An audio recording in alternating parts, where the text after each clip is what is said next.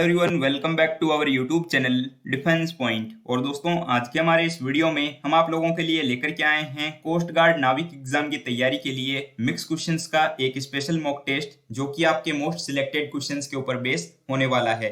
तो इस वीडियो को एंड तक देखिएगा, और अगर आप लोग चैनल के ऊपर पहली बार विजिट कर रहे हैं तो इसको सब्सक्राइब करना बिल्कुल भी ना भूलें। तो चलिए शुरू करते हैं वीडियो बिना किसी देरी के। तो देखिए, पहला प्रश्न जो कि आपको दिया गया है कि निम्नलिखित में से किस तिथि को भारत में प्रत्येक वर्ष जो है सुशासन दिवस यानी कि गुड गवर्नेंस डे मनाया जाता है। तो आपके पास ऑप्शंस हैं 4 अक्टूबर, 5 जुलाई, 25 दिसंबर या फिर 12 सितंबर। तो दोस्तों, यहाँ पर जो है आपका राइट आंसर हो जाता है ऑप्शन सी, 25 दिसंबर। देखिए, प्रत्येक वर्ष जो है 25 दिसंबर को जो भारत रत्न श्री अटल बिहारी वाजपेयी थे, उनके जन्म दिवस के अवसर पर जो है सुशासन दिवस मनाया जाता है। और दोस्तों, आप लोग याद रखेंगे कि ये जो गुड गवर्नेंस डे है यानी कि सुशासन दिवस, इसको मनाने की जो शुरुआत है ये 2014 से की गई थी। अब देखिए प्रश्न संख्या 2, और यहाँ पर आपके पास क्वेश्चन है कि जो बिग बैंग थ्योरी है यानी कि बिग बैंग सिद्धांत, ये इनमें से किसकी व्याख्या करता है। तो आपके पास ऑप्शंस हैं यहाँ पर कि आकाशगंगा की उत्पत्ति के बारे में, ऑप्शन बी सौरमंडल की उत्पत्ति के बारे में, ऑप्शन सी ब्रह्मांड की उत्पत्ति के बारे में, या ऑप्शन डी सितारों की उत्पत्ति। तो देखिए दोस्तों, यहाँ पर जो है आपका राइट आंसर हो जाता है ऑप्शन सी। देखिए, जो बिग बैंग विस्फोट सिद्धांत है ना, ये आधुनिक समय में ब्रह्मांड की उत्पत्ति से संबंधित जो सर्वमान्य सिद्धांत है उनमें से एक है। ठीक है, और इस सिद्धांत के अनुसार दोस्तों ब्रह्मांड का जो है लगातार विस्तार हो रहा है। ठीक है, तो बिग बैंग थ्योरी जो है ये रिलेटेड हो जाएगी आपके ओरिजिन ऑफ यूनिवर्स से। अब देखिए क्वेश्चन नंबर 3, और ये जो है आपके most of the important questions में से एक हो जाता है। तो यहाँ पर आपके पास क्वेश्चन है कि एक पाइप में बहने वाले द्रव के प्रवाह की गति और दर को जो है मापने के लिए उपयोग में लिए जाने वाले उपकरण का नाम क्या है। तो आपके पास यहाँ पर ऑप्शंस हैं mach meter, venturi meter, odometer या फिर क्रायोमीटर। तो दोस्तों याद रखेंगे कि यहाँ पर जो है आपका सही जवाब होगा ऑप्शन बी, वेंचुरी मीटर। देखिए, वेंचुरी मीटर जो है ना, ये एक ऐसा उपकरण होता है जिसकी सहायता से किसी भी पाइप में, मतलब कि जो बहता हुआ द्रव होता है ना, तो उसकी मात्रा जो है वो किसी भी बिंदु पर ज्ञात की जा सकती है। ठीक है, तो यहाँ पे राइट आंसर हो जाएगा ऑप्शन बी कि वेंचुरी मीटर को जो है पाइप में बहने वाले द्रव के प्रवाह की गति और दर को मापने के लिए उपयोग में लेते हैं। और बाकी जो ऑप्शंस दिए हुए हैं मेक मीटर, ओडोमीटर और क्रायोमीटर, तो इनके बारे में ऑलरेडी मैंने आपको साइंस के वीडियोस में बता रखा है। नाउ क्वेश्चन नंबर 4, और यहाँ पर आपके पास क्वेश्चन है कि निम्नलिखित में से किस राज्य में सांबर झील स्थित है। तो देखिए दोस्तों, ये क्वेश्चन आपके नेवी एमआर का प्रीवियस ईयर क्वेश्चन भी हो जाता है। तो आपके पास ऑप्शन है यहाँ पर गुजरात, पंजाब, मिजोरम या फिर राजस्थान। तो यहाँ पर आपका सही जवाब होगा ऑप्शन डी, राजस्थान। देखिए, जो सांबर झील है ना, ये भारत के राजस्थान राज्य में जयपुर नगर के समीप में स्थित है। ठीक है, यानी कि राजस्थान में जयपुर के पास में स्थित है सांबर झील, और ये जो है आपके देश के सबसे बड़ी खारे पानी की झीलों में से एक है। ठीक है, तो इस वजह से क्या है ना कि ये नमक का भी एक बड़ा स्रोत है, और साथ ही जो है दोस्तों ये पर्यटन के लिए भी काफी ज्यादा फेमस है। ठीक है, चलिए बढ़ते हैं अगले सवाल की ओर। तो अब देखिए प्रश्न संख्या 5, और यहाँ पर जो है आपको रीजनिंग के वर्गीकरण यानी कि क्लासिफिकेशन का क्वेश्चन दिया हुआ है, जिसमें कि बोला जा रहा है कि 4 अक्षर समूह जो है वो दिए गए हैं, जिनमें से 3 जो है वो किसी ना किसी प्रकार से समान है, और इनमें से एक जो है वो असंगत है। तो आप लोगों को बताना है कि इनमें से असंगत अक्षर समूह कौन सा है। तो दोस्तों, इसमें जो है हम ऑप्शन बाय ऑप्शन चेक करेंगे। तो हम सबसे पहले यहाँ पर जो है पहले ऑप्शन को लिख लेते हैं। तो हमें दिया हुआ है पहला ऑप्शन USPL। तो देखिए दोस्तों, USPL में आप लोग यहाँ पर देख पा रहे हैं इसमें क्या हो रहा है। तो U से S यानी कि यहाँ पे माइनस का 2 हुआ है, फिर देखिए S से P यानी यहाँ पे माइनस का 3 हुआ है, और P से L यानी कि यहाँ पे माइनस का 4 हो रहा है। ठीक है, अब देखिए अगर हम ऑप्शन बी के लिए चेक करें तो हमें ये दिया हुआ है MK, H और D। ठीक है, तो इसमें देखिए क्या हो रहा है। तो M से K यानी यहाँ पे भी माइनस का 2, फिर देखिए K से H यानी यहाँ माइनस का 3, और H से D यानी यहाँ पे भी माइनस का 4। अब हम चेक करेंगे यहाँ पर ऑप्शन सी के लिए। तो ये हमें दिया हुआ है YW, T और P। ठीक है, तो इसमें आप क्या देख पा रहे हैं कि यहाँ पे भी माइनस का 2 हो रहा है, फिर देखिए यहाँ पे भी माइनस का 3 हुआ है, और T से P में भी यहाँ पे माइनस का 4 हो रहा है। तो अब बचा कौन सा ऑप्शन। तो ऑप्शन बच गया आपके पास में ऑप्शन डी, जो कि आपको दिया हुआ है PM, J और G। ठीक है, अब देखिए दोस्तों, इसमें आपको क्या देखने को मिल रहा है। P से M यानी कि 16 से 13 की ओर, तो माइनस का 3 हो गया, फिर देखिए 13 से 10 की ओर यानी यहाँ पे भी माइनस का 3 हुआ है। फिर देखिए 10 से 7 की ओर यानी यहाँ पे भी माइनस का 3 हुआ है। तो आपको समझ में आ गया होगा कि इनमें असंगत कौन सा है, तो असंगत हो जाएगा ऑप्शन डी PMJG, क्योंकि इनमें जो है -3 का डिफरेंस चल रहा है।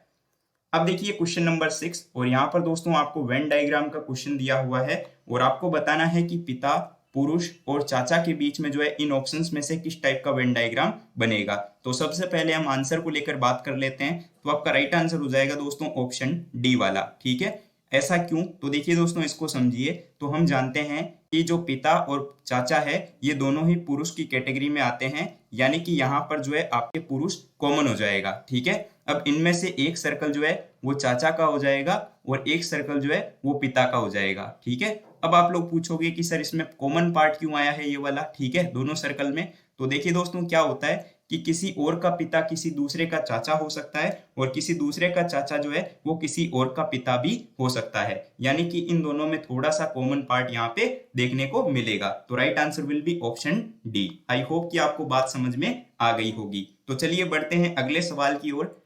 अब देखिए प्रश्न संख्या 7, और ये काफी अच्छा सवाल दिया हुआ है आपको कोडिंग डिकोडिंग का। तो इस क्वेश्चन में बोला जा रहा है कि एक कूट भाषा में यदि कैंडल वर्ड को जो है कुछ इस टाइप से लिखा जाता हो तो उसी कूट भाषा में फिक्सिंग वर्ड को जो है किस टाइप से लिखा जाएगा। देखिए दोस्तों इसका जो मेथड है, इसका जो कॉन्सेप्ट है क्वेश्चन का बहुत शानदार है, तो इसको ध्यान से समझिएगा यहाँ पर।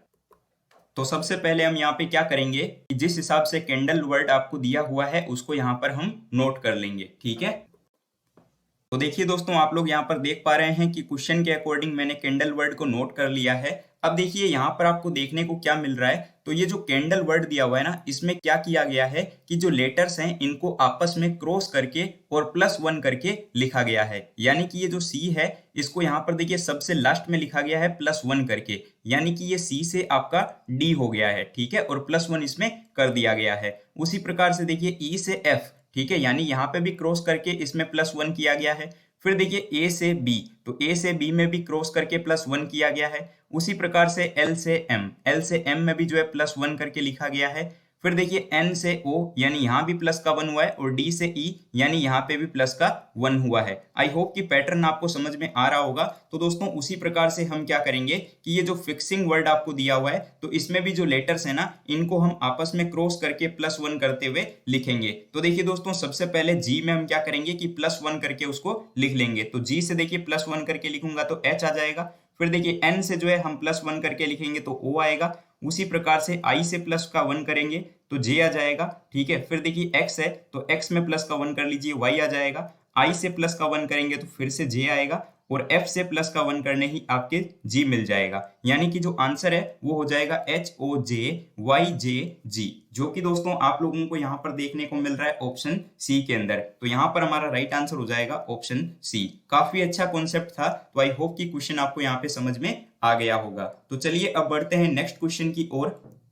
तो अब देखिए दोस्तों प्रश्न संख्या 8, और यहाँ पर जो है आपको रीजनिंग के सीरीज का एक क्वेश्चन दिया हुआ है और आपको बताना है कि सीरीज में ये जो क्वेश्चन मार्क है उसकी जगह पे कौन सी संख्या आएगी। तो देखिए इस सीरीज में क्या हो रहा है, तो 14 से 28 की ओर सीरीज बढ़ रही है, यानी कि हम सिंपली देख पा रहे हैं कि यहाँ पर मल्टीप्लाई बाई 2 हुआ है, क्योंकि 14 × 2 होता है 28, ठीक है। फिर देखिए दोस्तों सीरीज 28 से 31 की ओर जा रही है, यानी कि यहाँ पर प्लस का 3 हुआ है, ठीक है। फिर यहाँ पर देखिए 31 से 124, यानी कि हम यहाँ पर देख पा रहे हैं कि 31 को मल्टीप्लाई बाई 4 किया गया है, ठीक है। फिर देखिए 124 से 129, यानी यहाँ पे भी प्लस का 5 हुआ है, ठीक है।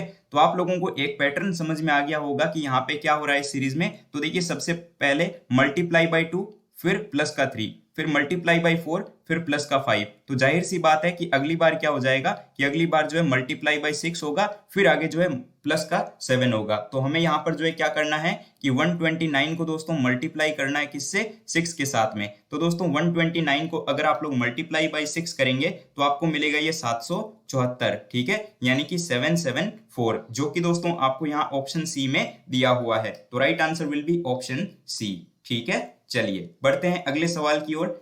तो अब देखिए प्रश्न संख्या 9, यहाँ पर जो है आपको एक्टिव पैसिव का एक क्वेश्चन दिया हुआ है। तो आपको यहाँ पर जो है एक एक्टिव सेंटेंस दिया हुआ है जिसको आप लोगों को पैसिव में कन्वर्ट करना है। तो देखिए आपके पास में सेंटेंस क्या है, तो सेंटेंस आपको दिया हुआ है कि the poor washer women washes dirty clothes from morning to evening. ठीक है, तो देखिए दोस्तों, इन क्वेश्चंस को सॉल्व करने का सबसे बेहतर तरीका क्या होता है कि सबसे पहले तो आप लोगों को ये पहचानना आना चाहिए कि ये जो सेंटेंस आपको दिया हुआ है ये कौन से टेंस में है। ठीक है, तो यहाँ पर देखिए आप लोग एस या ई एस लगा हुआ जब होता है ना, देखिए जैसे कि क्लोथ्स में जो है एस या ई एस लगा हुआ है, तो इससे आप लोग पहचान सकते हैं कि ये जो सेंटेंस है प्रेजेंट इंडेफिनिट टेंस का हो जाता है और ये जो है एक्टिव सेंटेंस है। ठीक है, तो एक्टिव सेंटेंस का जो आपके स्ट्रक्चर होता है वो क्या होता है, आप सभी लोग जानते हैं कि वो होता है सब्जेक्ट प्लस वर्ब की फर्स्ट फॉर्म प्लस एस या फिर ई एस आता है और उसके बाद में आ जाता है आपके ऑब्जेक्ट। ठीक है, ये आपका एक्टिव स्ट्रक्चर होता है। अब इसी का दोस्तों जब हम पैसिव स्ट्रक्चर बनाते हैं ना, तो पैसिव स्ट्रक्चर किस टाइप का बनता है देखिए, तो उसमें जो है सबसे पहले आता है आपके ऑब्जेक्ट। ठीक है, उसके बाद दोस्तों आपके इज एम आर में से कुछ आता है, वो डिपेंड करेगा कि क्या आएगा सेंटेंस में। ठीक है, उसके बाद दोस्तों क्या यूज में आता है, तो उसके बाद वर्ब की थर्ड फॉर्म आती है। ठीक है, फिर जो है आपके बाई को हम ऐड करते हैं और उसके बाद दोस्तों आपके सब्जेक्ट आता है और फिर अदर पार्ट आ जाता है। ठीक है, आई बात समझ में। तो अब देखिए यहाँ पर एक्टिव सेंटेंस तो आपके पास में है। ठीक है ना, तो अब उसी का आपको पैसिव स्ट्रक्चर बनाना है, तो आप लोगों को ये देखना है कि सबसे पहले ऑब्जेक्ट आना चाहिए, फिर इज एम आर में से कुछ आना चाहिए, फिर वर्ब की थर्ड फॉर्म, उसके बाद बाई और उसके बाद सब्जेक्ट और अदर पार्ट।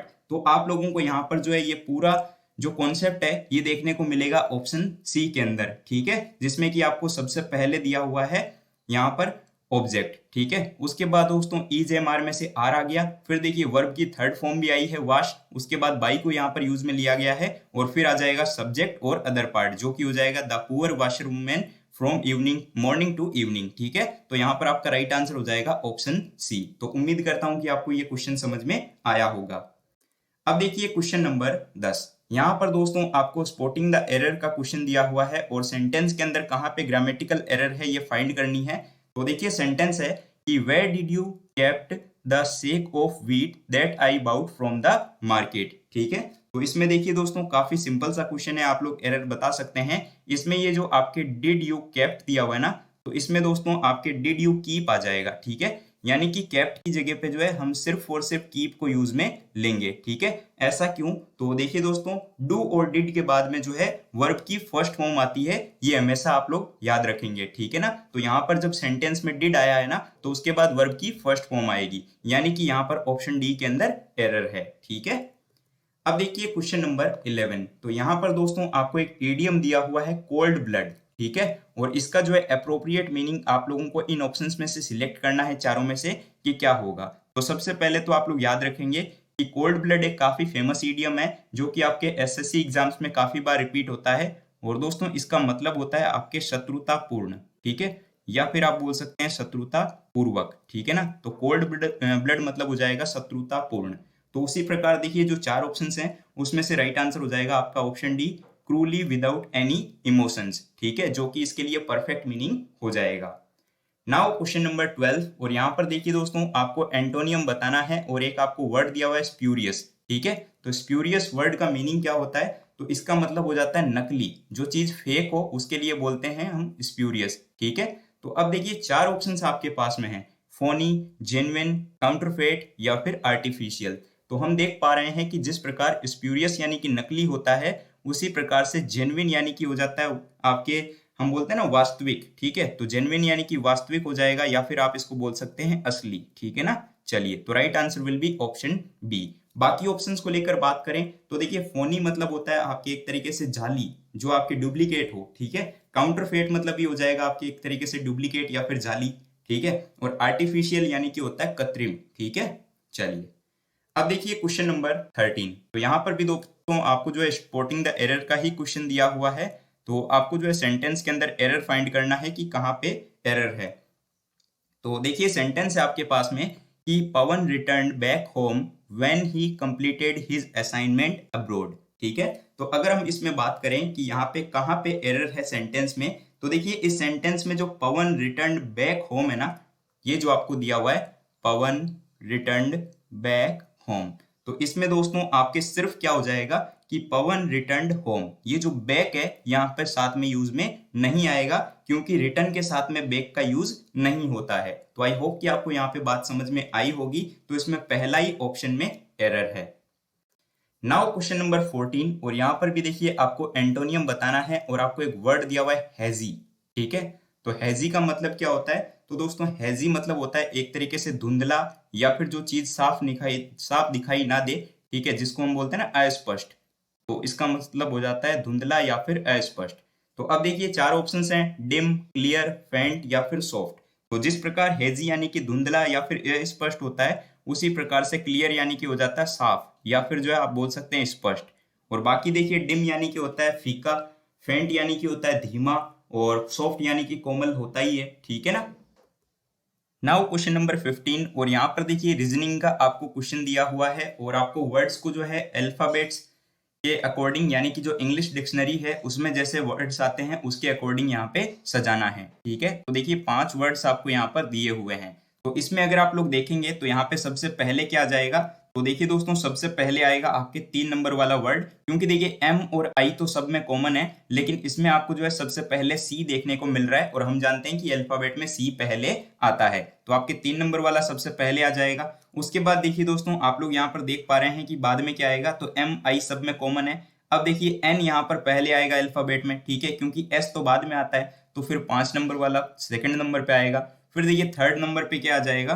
तो थर्ड नंबर पे अगर आप लोग देखेंगे ना, तो यहाँ पर देखिए एम आई एस और एम आई एस, ये 1, 2 और चौथे में कॉमन है। ठीक है, तो अब यहाँ पर देखिए आपके इसमें ए दिया हुआ है, इसमें बी दिया हुआ है और इसमें सी दिया हुआ है, यानी कि सबसे पहले आएगा 1 नंबर वाला। ठीक है, तो देखिए आपके पास में क्या ऑर्डर बन चुका है, 3, 5, 1। तो अब आप लोगों को ऑप्शंस के साथ चलना है। तो देखिए 3, 5, 1 आपको जो है सिर्फ और सिर्फ ऑप्शन ए में दिया हुआ है, यानी कि 3, 5, 1, और उसके बाद में आ जाएगा आपके 2 और 4। तो करेक्ट आंसर कौन सा हो जाएगा? तो correct answer will be option A. ठीक है, मैं यहाँ पर आपको डिटेल में नहीं समझा रहा हूँ दोस्तों, क्योंकि हम प्रैक्टिस सेट सॉल्व कर रहे हैं, तो हमें ज्यादा से ज्यादा क्वेश्चंस जल्दी से जल्दी टाइम में करने हैं। अब देखिए क्वेश्चन नंबर 16। तो यहाँ पर दोस्तों आपको क्वेश्चन दिया हुआ है मैथ्स का, कि कोई दुकानदार जो है कागज के सीट की फोटोकॉपी के लिए 1.50 रुपए लेता है। ठीक है, और 400 सीट के बाद सभी फोटोकॉपी पर जो है 5.5% की छूट देता है। तो कागज की 800 रुपए की जो सीट है उसकी फोटोकॉपी में जो है कितना खर्च आएगा, ये आपको बताना है। ठीक है ना। तो देखिए दोस्तों आपको क्या दिया हुआ है कि 400 सीट का खर्च कितना दिया हुआ है। ठीक है, तो हम यहाँ पे लिख लेते हैं कि 400 सीट का खर्च। तो हमें यहाँ पर जो है बताया गया है कि 1.5 रुपए उसमें लगते हैं, यानी कि 1.50। तो इसको जो है हम मल्टीप्लाई कर लेंगे 400 इंटू 1.50। तो यहाँ पर देखिए इसकी वैल्यू क्या आ जाएगी? तो इसकी वैल्यू दोस्तों आपके पास 600 आ जाएगी। ठीक है ना। अब देखिए आगे बोला जा रहा है कि शेष 400 सीट पर जो है 5.5% की छूट मिलने पर खर्च। ठीक है ना। तो देखिए खर्च कितना हो जाएगा दोस्तों? तो खर्च बराबर हो जाएगा आपकी कितना, 600 गुणा 5.5% बोला गया ना, तो 5.5% मतलब कि 100 में से 5.5% चला जाएगा, तो आपके कितना बचेगा, 94.5%। ठीक है, और परसेंट को हटाने के लिए हम बट्टा में 100 लगा देते हैं। तो यहाँ पर देखिए आपके 00 से 00 कैंसिल हो जाएगा, इसको आप जब सॉल्व करोगे तो ये आपके आएगा 567। ठीक है, तो 567 आ चुका है। तो अब आपसे पूछा जा रहा था कि कागज की 800 सीट की फोटोकॉपी पर जो है कितना खर्च आएगा। तो हम क्या करेंगे दोस्तों कि ये जो आपके 600 और 567 दिया हुआ है ना, इनको आपस में जोड़ लेंगे, क्योंकि 400 का हमने पहले निकाल लिया और 400 का हमने बाद में निकाल लिया। तो 600 और दोस्तों 567 को जोड़ने से जो है आपको यहाँ पर कितना मिलेगा, 1167। ठीक है, तो राइट आंसर विल बी 1167, जो कि आपको दिया हुआ है ऑप्शन बी में।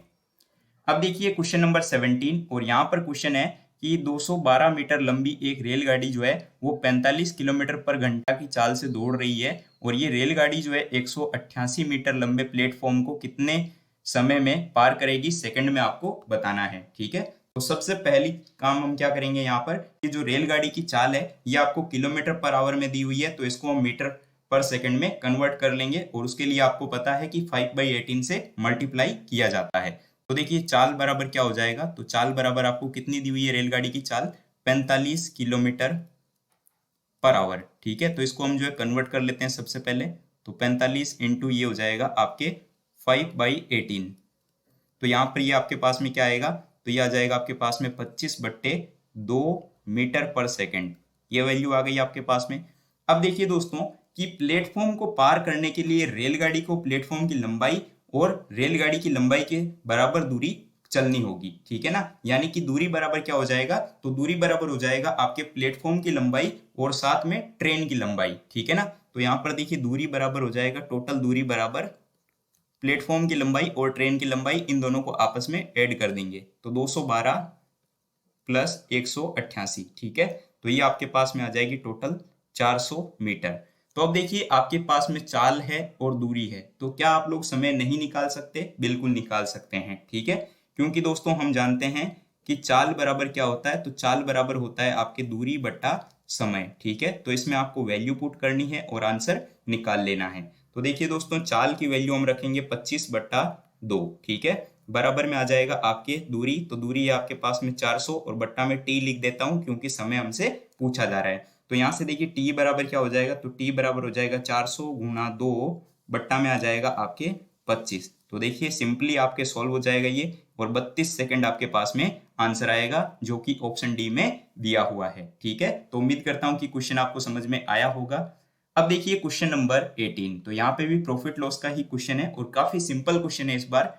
तो देखिए क्वेश्चन में बोला जा रहा है कि किसी वस्तु का अंकित मूल्य x है और अंकित मूल्य पर जो है 20% और 16% की दो क्रमागत छूट के बाद में इसे 504 में बेचा जाता है, तो x की वैल्यू बताइए, ठीक है।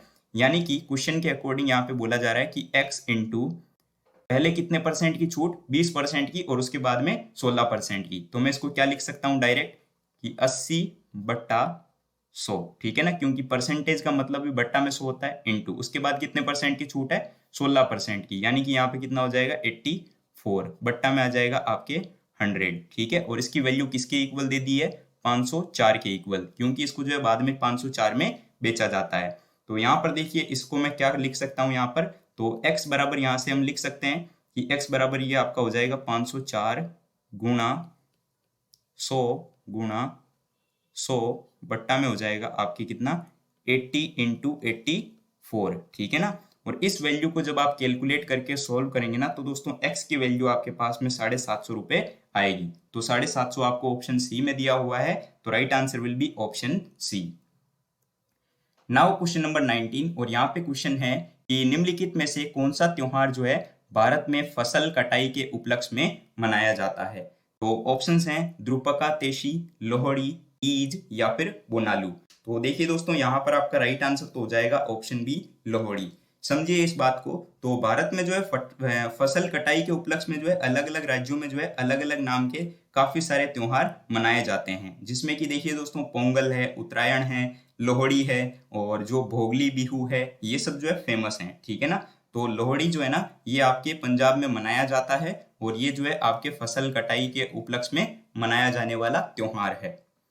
नाउ क्वेश्चन नंबर 20, जो कि आज के इस वीडियो का लास्ट क्वेश्चन है। तो यहाँ पर क्वेश्चन है कि किसने कहा था कि सभी पदार्थ जो कि परमाणुओं से निर्मित होते हैं जो अविभाज्य और अविनाशी निर्माण खंड हैं, ठीक है। तो दोस्तों यहाँ पर आपका राइट आंसर हो जाएगा ऑप्शन बी जॉन डाल्टन। देखिए डाल्टन के परमाणु सिद्धांत के अनुसार क्या है कि प्रत्येक तत्व जो है वो अति सूक्ष्म अविभाज्य कणों से मिलकर के बना हुआ होता है, जिसको कि परमाणु कहा जाता है, ठीक है। और ये सभी जो है अविभाज्य है और अविनाशी निर्माण के खंड हैं। तो right answer will be option B. तो उम्मीद करता हूं कि दोस्तों आपको सारे क्वेश्चन समझ में आ गए होंगे। तो अब एक क्वेश्चन आप लोगों के लिए है क्वेश्चन फॉर यू सीरीज में। तो आपके लिए क्वेश्चन है कि भारत में जो थियोसॉफिकल सोसाइटी है तो इसके संस्थापक कौन थे या फिर कौन थी, ठीक है। तो आपके पास ऑप्शंस हैं एनी बेसेंट, व्योमेश चंद्र बनर्जी, राम प्रसाद बिस्मिल या फिर सुभाष चंद्र बोस। तो दोस्तों इस क्वेश्चन का जो भी राइट आंसर है वो आप लोग इस वीडियो के नीचे कमेंट बॉक्स में कमेंट करके बताइएगा।